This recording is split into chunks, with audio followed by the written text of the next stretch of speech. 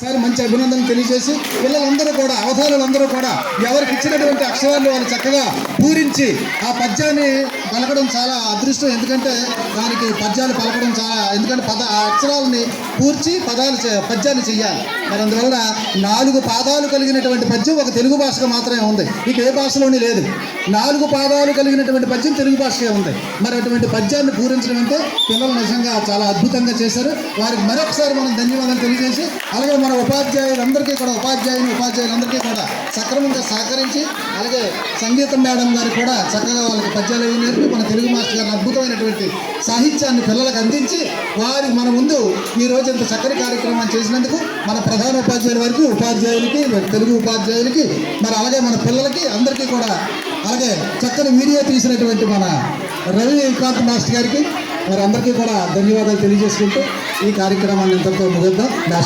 చివరిగా ఒక ప్రశ్న, సృష్టిలో లేనిది మాటల్లో వాడేది ఏంటి? గాలిది గుడ్డు. సరే, మీకు ఇందులో వ్యాసరచన పోటీలు, అలాగే పద్యాల పోటీలు, అలాగే డిబేటింగ్ పోటీల్లో మీకు ప్రైజ్లు బహుమానాలు ఉన్నాయి. ఇవి రేపు ఉదయం ప్రేయర్లో ఇవ్వడానికి ప్రయత్నం చేస్తాం. అలాగే చాక్లెట్స్ కూడా ఉన్నాయి, అవి కూడా రేపే ఇస్తాం క్లాసుల్లో. కనుక కార్యక్రమం ఇంతటితో ముగిసింది, సమయాభావం కూడా పూర్తవుతుంది. అందరూ కూడా వెళ్ళొచ్చు.